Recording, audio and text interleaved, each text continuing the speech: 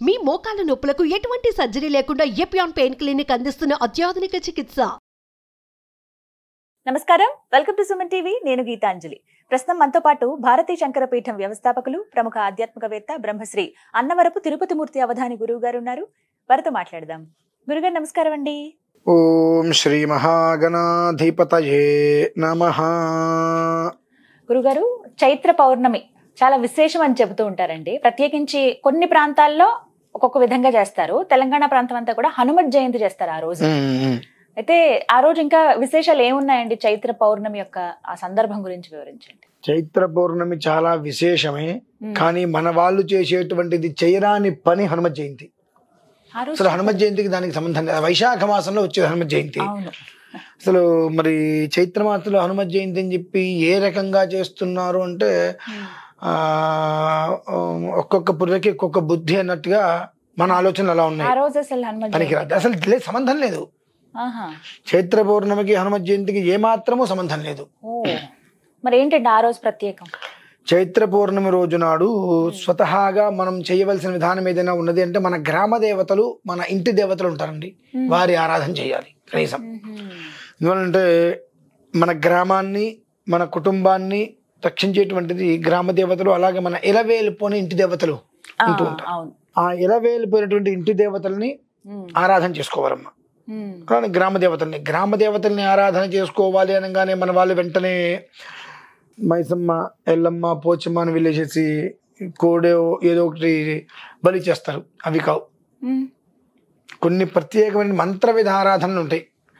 ఎందుకంటే మనం ప్రతిరోజు గ్రామ దేవత దగ్గరికి నమస్కారం చేసుకోం, మనకున్న హడావిడి జీవితంలో.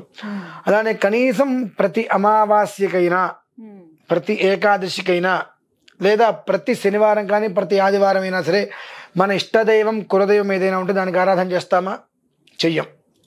మనకు గుర్తే ఉండవు కొన్ని. ఆ కులదేవతలు, ఇంటి దేవతలు, ఇష్టదేవతలు వీళ్ళు ఎవరైతే ఉంటారో వారికి మనం ప్రత్యేకమైన ఆరాధన చేయవలసిన విధానంలో చెయ్యం. కాబట్టి వాళ్ళ యొక్క శాపం బాగా ఉంటుందమ్మా. ₹1,00,00,000 సంపాదించచ్చు కాక అంతకు మించి మానసిక ఆవేదన, టెన్షన్స్. ఎందుకంటే నువ్వు సంపాదించేటువంటి సంపాదన నీ కుటుంబానికి సంతోషానికి కారణం కాదు. ఎందువల్ల కారణం కావట్లేదు? ఈ గ్రామ దేవతలు కావచ్చు, కులదేవతలు, ఇంటి దేవతలు, వీరి యొక్క శాపం. అదేంటంటే దేవతలు శాపం ఎందుకు ఇస్తారు? శాపం ఎందుకు ఇస్తారు అంటే నీ ఇంటికి పరంపరానుగతం అని ఒకటి ఉంది. మీ ఇంటికి పరంపరానుగతం ఒకటి ఉంది. ఒక మనిషి గవర్నమెంట్ జాబ్ చేస్తూ రిటైర్మెంట్ అయిన తర్వాత ఆ జాబ్ ఆ కొడుక్కి రావాలి అంటే వాడంతా ఫైట్ చేస్తున్నాడండి. నాకంత చదువు లేదు కదా, నాకు రావట్లేదు, వదిలేట్లేదుగా, నాన్నది నాకు రావాలి, నానా తాపత్రయం, దానికోసం ఎంత తాపత్రపడాలి అంతా పడుతున్నాడు. అలానే అనుజన్మ నుంచి మీ వంశానికి మూల పురుషుడు ఒకటి ఉంటారండి. అందుకనే గోత్రం ఏమిటి, పేరు ఏమిటి అంటే ఆ గోత్రం వచ్చే ఋషుల్ని బట్టి అసలు వీళ్ళు ఇంటి దేవత ఎవరు అలా తెలుసుకోవచ్చమ్మా. ఇప్పుడు ఇంటి దేవత ఎవరో తెలియదు. గోత్రాన్ని బట్టి వాళ్ళు వైశ్యాస ఎవరు ఏంటి, వైశ్యాసితే వాళ్ళ కులదేవత ఎవరు అనగానే అందరూ కూడా వాసవి కన్యకా పరమేశ్వరు కులదేవత వేరు, ఇంటి దేవత ఎవరు మరి, ఇలా ప్రతి ఒక్కదానికి ఉంటుందండి. దాన్ని బట్టి అందుకని ఆ గోత్రం చెప్పినప్పుడు ఆ గోత్రానికి కొంతమంది ఋషులు ఉంటారు. ఆ ఋషి పరంపరలో వీళ్ళు ఎవరు అనేటువంటి విషయం తెలుస్తుంది. ఆ పరంపరలో వాళ్ళ ఇంటి దేవతలు, కులదేవతలుగా పెట్టుకొని ఆరాధన చేసుకుంటూ ఉంటారు. కాబట్టి వాళ్ళు ఎప్పుడు కూడా పొయ్యి మీద పాలు పొంగినట్టుగా వృద్ధిగా ఉంటూ ఉంటారు. ఆ రాను రాను రాను రాను రాను రాను కులదేవత అంటే ఏంటి, గ్రామ దేవత అంటే, గ్రామ దేవత అంటే మనకు ఎల్లమ్మ, పోచమ్మ, మైసమ్మ వీళ్ళు తప్ప ఇంకెవరు తెలియదు. హైదరాబాద్లో నాంచారమ్మ ఉన్నారు, తలుపులమ్మ ఉన్నారు, లంకమ్మ వారు ఉన్నారు అంటే ఇవన్నీ ఎవరికి తెలీదు. ఇక్కడ మాత్రం కేవలం ఎల్లమ్మ, పోచమ్మ, ఈ కొంతమంది వీళ్ళు మాత్రమే తెలుసు. మా వాళ్ళెవరు వీళ్ళకి తెలియదు ఇక్కడ. అది మన ప్రారంభం. 108 మంది అక్క చెల్లెలు వాళ్ళు, ఒకడే తమ్ముడు పోతరాజు. కాబట్టి ఈ గ్రామ దేవతలకు, ఇంటి దేవత, కులదేవత ఎవరైతే ఉంటారో వారికి కొన్ని ప్రత్యేకమైన ఆరాధనలు చేసుకోవాలి మా రోజు. చేసుకోవటం వల్ల ఏమవుతుందంటే ఏదైతే ఎక్కడ ఆగిపోయిందో అక్కడి నుంచి మళ్ళీ ప్రారంభమవుతుంది. మాకు వీరరాఘవస్వామి మాకు ఇంటి కులదేవత. ఆ వీరరాఘవస్వామికి ప్రతి అమావాస్యకి బెల్లం పెట్టాలి. ఇంత ముక్క నివేదన పెట్టి అది తినేసేయాలి. ఎందువల్లంటే నాకు మా అమ్మగారు చెప్పారు, ఇంత పెట్టేవారు ఇంట్లో మేము అందరం ఉంటే, అంతంత అక్కడ పెడుతుంది తినలేమమ్మా అంటే తలా చిన్న మొక్క తినండి, సాయంత్రానికి వెళ్ళి తినేసేసేయండి అని. ఒకనొక సమయంలో అందరూ ఇంట్లో ఉన్నప్పుడు ఆ ఇంటి పెరటి వాళ్ళు మాత్రం బయట వాళ్ళు తినకూడదు అంటారండి, అదొకటి ఉంటుంది. అమ్మ అందరికి బెల్లం మొక్కలు పెడితే అంత బెల్లం తింటే కాస్త ఇంత మొక్క బాగానే ఉంటుంది, కాస్త పెద్ద మొక్క అంతకు ముందు తింటే కొంచెం దగ్గర కాస్త ఇబ్బందిగా ఉంటుందని చెప్పి నేను దాన్ని పొయ్యి మీద పెట్టి వేడి చేసుకుని పాకం చేసుకునే ప్రయత్నం చేయబోతే అమ్మ కొట్టింది నన్ను. 10 ఏళ్ళ 25 ఏళ్ళ క్రితం కాదండి, జస్ట్ ఒక 4-5 ఏళ్ళ క్రితం గట్టిగానే కొట్టింది, మామూలుగా ఏం కొట్టలా. ఎందుకు చేయకూడదు, ఎందుకు కొట్టావమ్మా అన్న, ప్రసాదంగా నువ్వు పెట్టడం ఆయనకి బెల్లమే పెట్టాలి, ఆ పెట్టినటువంటి బెల్లాన్ని అస్తమానంలోపు తినేసేయాలి. అంతేగాని నేను బెల్ల పాకం చేసుకుంటాను, అందులో పల్లీలు కలుపుకుంటాను, జీడిపప్పు కలుపుకుంటాను అని అంటే దానికి పూర్వంలో మా నాయనమ్మ గారు వాళ్ళు ఉన్నప్పుడు జరిగినటువంటి ఒక విషయం గుర్తు చెప్పారు. మామూలుగా కూడా చెప్పొచ్చు కదమ్మా అన్న, నేను మామూలుగా చెప్తే నీకు గుర్తుండదు నాన్న, నీకు మతిమరపు ఎక్కువ కదా, ఓ దెబ్బ కొడితే గుర్తుంటుంది ప్రతిసారి. అమావాస్యకి బెల్లం పెట్టగానే చూడంగానే ఇది మనం తినేయాలి, ఎంత తినగలం, ఇంత ముక్క తినగలం కదా, అంతే పెట్టుకుందాం, ఇంత పెట్టేసేసి తినలేకపోతే అప్పుడు అమ్మ కొట్టింది ఇది కారణం చెప్పి నీకు గుర్తొస్తుందా అన్న అని చెప్పి, ఓకే మంచిది. కాబట్టి దానికి కొన్ని ప్రత్యేకమైన మార్గాంతరాలు ఉంటాయి. ఆ మార్గాంతరాలను అనుసరించుకొని ఆ కులదేవతలు గ్రామ దేవతల నుంచి వచ్చేటువంటి శాపం ఏదైతే ఉంటుందో దాని నుంచి మనం బయటపడాలి మా ముందు. ఎందుకంటే అన్నిట్లకన్నా చాలా చాలా ఘోరాతి ఘోరమైనటువంటిది కులదేవం గ్రామదేవతల శాపం. గ్రామదేవతలైనా ఇవాళ కలిసి రేపని సమయం ఇస్తారు, కులదేవత ఎవరు. ఎందువల్లనంటే నీ కులాన్ని ఉద్భవింపజేసే వాళ్ళు మేము, మా ఆశీస్సులంతకాలం కూడా నీ వంశానికి ఎలాంటి కీడు లేకుండా వెళ్తుంది. అటువంటిది నువ్వు నన్నే మర్చిపోయావుగా. నాకు ఏదైతే అవసరమో నెలగా 5 నిమిషాలు ఒకరోజు కూర్చొని నాకు పెట్టేటువంటి, కొంతమందికి పొంగల్ ఉంటుంది, కొంతమందికి పొద్దున్న 5 గంటల పెరుగన్నం పెడుతూ ఉంటారు. ఒక్కొక్క ఇంటి దేవతకి ఒక్కొక్క ఆధారం ఉంటుంది. వెంకటేశ్వర స్వామికి ఒక రకంగా ఇలా ఉంటూ ఉంటుంది. నువ్వు నాకు చేయట్లేదుగా ఏది, నువ్వు నాకు ఏది చెయ్యనప్పుడు నా నుంచి నీకు ఇక్కడి నుంచి ఇలా ఆశీర్వచనం ఎందుకు వస్తుంది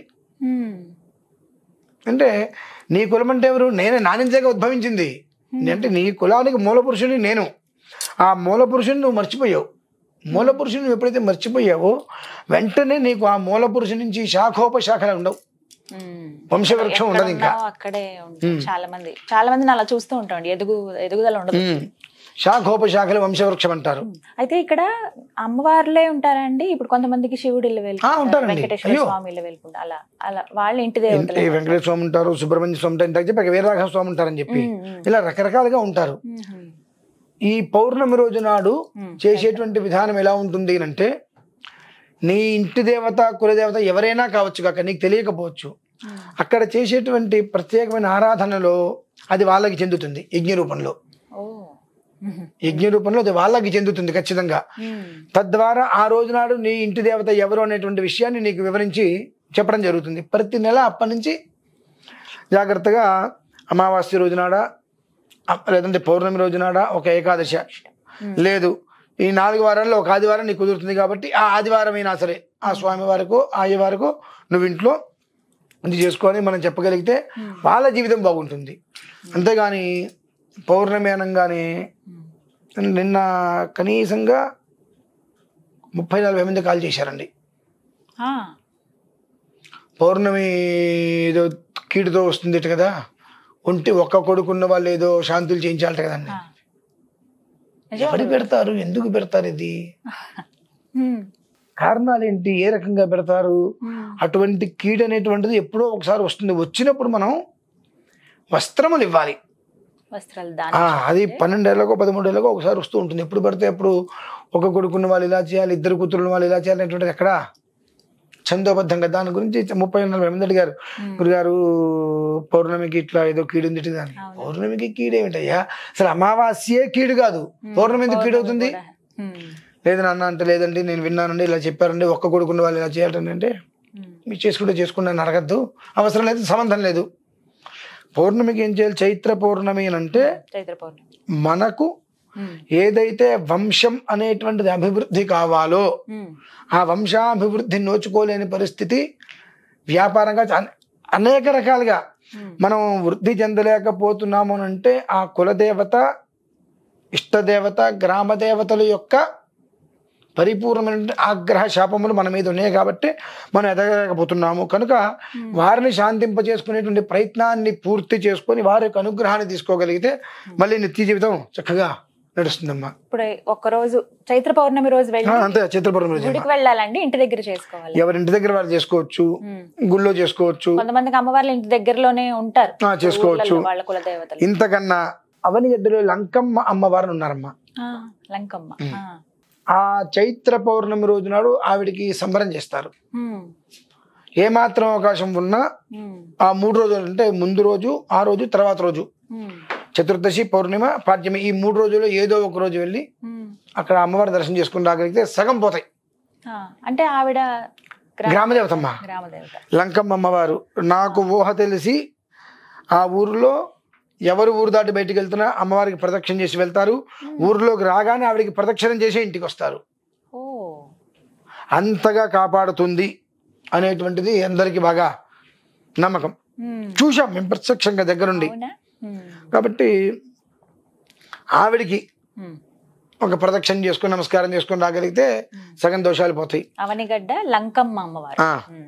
లేదు అనుకుంటే కష్టమో నష్టమో నీ ఇంటి దగ్గర, గుడి దగ్గర, లేదంటే మన పీఠంలోనో ఎక్కడో అక్కడ ఆ గ్రామ దేవతలకి, కులదేవతకి సంబంధించినటువంటి ఏదైతే కనుక పూర్తి వైదిక విధానం ఉంటుందో ఆ విధానాన్ని పూర్తి చేసుకొని మర్నాటి నుంచి ప్రశాంతమైన జీవితాన్ని మళ్ళీ వాళ్ళు ప్రారంభం చేసుకోగలరు. అంతేనమ్మా. ఎట్లా అయినా సరే ఆ రోజు మాత్రం మర్చిపోవద్దు, విడిచిపెట్టద్దు. గ్రామ దేవతని, ఇంటి దేవతని, కులదేవతని విడిచిపెట్టవద్దు. అది విడిచిపెట్టిన తర్వాత నువ్వు ఏం చేసినా ఉపయోగం లేదు. అంతే. చాలా ముఖ్యమైన విషయం. నమస్కారం గురుగారు. రమేశ్వర.